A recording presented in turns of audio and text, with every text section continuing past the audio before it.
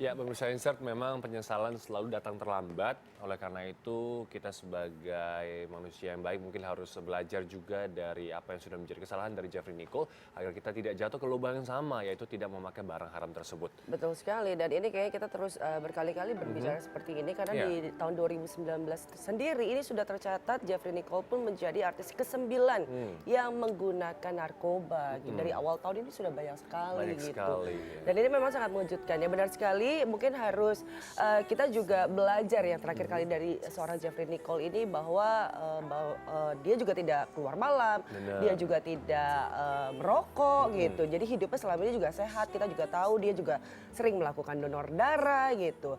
Dan ini kayaknya pergaulan juga yang akhirnya suka mau coba nggak, akhirnya pada saat momen dia kayaknya merasa butuh tenang, butuh kurang tidur, terus juga kayaknya syutingnya juga banyak, makanya akhirnya tergoda untuk mengkonsumsi narkoba. Benar sekali, dan apapun yang menjadi alasannya pastinya tidak bisa dibenarkan, dan juga mungkin narkoba ini adalah salah satu jenis yang yang membuat mungkin keluarganya juga terkena impactnya, juga para fansnya juga karirnya, bahkan juga masa depannya terkena impactnya oleh karena narkoba tersebut. Ya, pasti dirinya sendiri udah pasti juga akan mengalami kecanduan seperti itu. Makanya kenapa jangan disentuh yang namanya narkoba.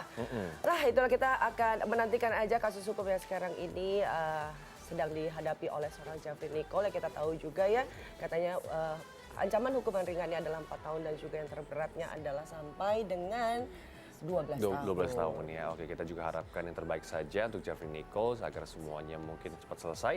Dan pemirsa, selamat pagi semuanya. Kembali lagi di Insert Pagi bersama saya Jeffrey Justin. Dan saya Lenatan, yang pasti dalam 1 jam ke depan kita akan menghadirkan berita-berita selebriti di Insert Pagi. Insert Pagi. Biar semangat Biar langsung. semangat, iya. Tapi kalau ngomongin semangat, kayaknya semangatnya Chris Hatta ini harus pupus ya setelah bebas.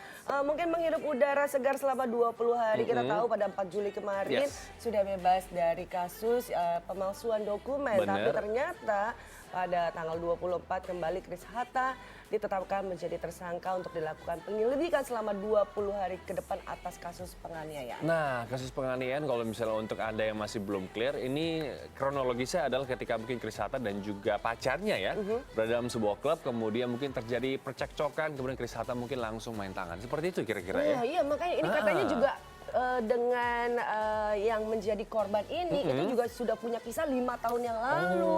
Pacarnya juga diambil, kira udah selesai, ketemu bukannya say hi. Iya. Gitu. Jadi musuh abadi seperti kita ini juga ya. nggak tahu nih ada apa sebenarnya. Kita akan melihat lengkapnya dalam liputan berikut ini.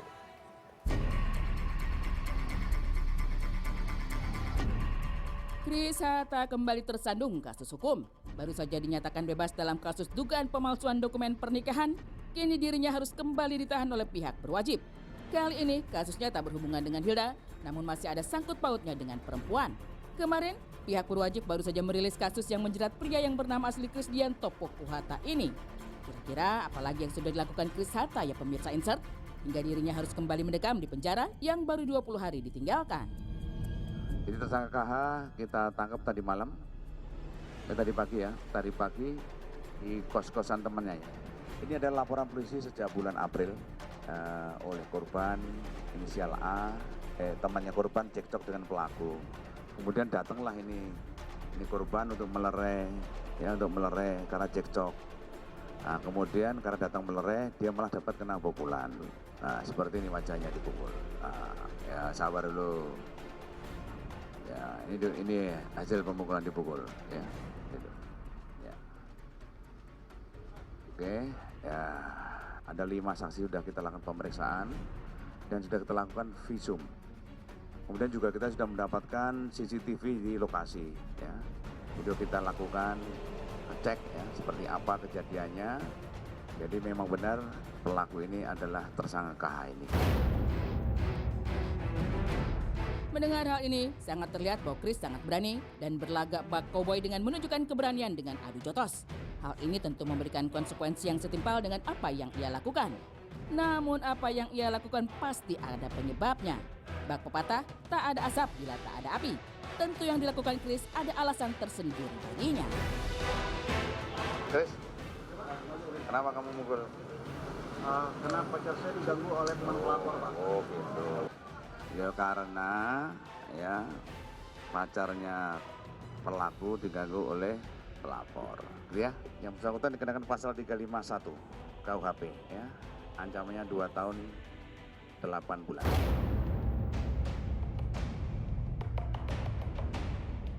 Iya, begitulah konsekuensi yang harus dirasakan Chris jika berlagak bak jagoan seperti ini. Miris memang, apalagi mengingat perjuangan keluarga dan sang bunda membela dirinya di kasus sebelumnya. Seperti tak kapok berurusan dengan hukum, Chris justru kembali berulah. Dirinya kembali mendekam di balik jeruji besi akibat laporan yang dilayangkan pria bernama Anthony kepadanya. Tidak main-main, Anthony menyertakan pula hasil visum rumah sakit sebagai pelengkap laporannya terhadap Chris ke Polda Metro Jaya. Lantas sebenarnya seperti apa kronologi kejadian pemukulan yang melibatkan Chris di klub malam tersebut? Menurut Anthony, mantan pacar Hilda Fitriakan itu telah berada di bawah pengaruh alkohol saat melakukan tindakan pemukulan.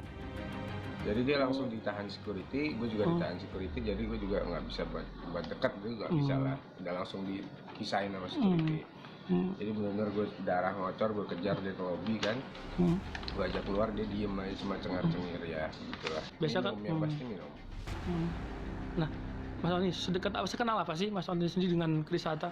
Kenal nggak sih atau hanya kenal itu gimana? Kenal, sekedar kenal aja karena kita satu manajemen. Jadi kan kalau di manajemen kan pasti ada ngumpulnya lah, entah bulanan atau apa, ada syukuran, tapi pasti ngumpul. Jadi sekedar tahu muka aja.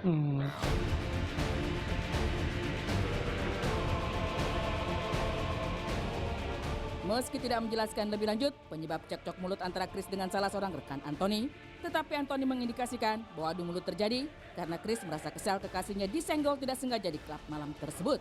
Chris yang dalam keadaan setengah sadar itu pun hilang kendali dan memukul Anthony yang berusaha mendinginkan suasana. Belum sempat ngobrol, tadi emang baru di lobby, gue baru ajak ngobrol juga, jadi nggak mau keluar kan, tetap di lobby di dalam aja dijagain sama security. Termasuk teman Mas Anthony juga? Ya kalau temen gue sih jagain gue gitu. Sempat ngobrol nggak? Maksudnya sempat ngobrol gitu nggak sih kenal? Enggak, sempat cuma gue teriak-teriakinnya, gue suruh keluar ke jalan, dia nggak sama sekali nggak keluar kan, ya udahlah gue pikir. Gue gimana lagi, gue nggak bisa balas, nggak bisa nyentuh, ya jalur hukum. Yang ahli bukti visum, yang kasih pembengkakan di hidung, terus memar sampai ke bawah mata, terus hidung kanan saya ngocor tadi sampai lebih dari 4 jam lah yang kanan, tapi yang kiri sih cuma sejam udah langsung mampet. Tadi sempat info katanya patah juga tuh hidungnya, atau retak atau gimana? Iya, ini geser aja tulang rawannya. Setelah berita penangkapan Chris Hatta tersebar luas, Hilda Fitria langsung mengunggah 2 instastory di Instagram. Hal ini seolah merupakan tanggapan dirinya atas kasus yang menimpa sang mantan kekasih. Pertama kali, wanita yang memasuki dunia hiburan sebagai model ini mengunggah emotikon senyum dengan latar belakang hitam.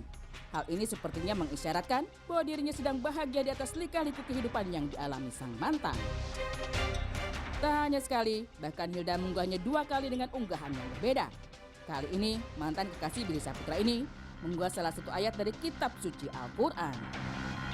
Meski tidak menuliskan maksudnya, jika diterjemahkan penggalan ayat suci ini menjelaskan tentang suatu keburukan yang pasti akan dibalas oleh Allah Subhanahu wa Ta'ala.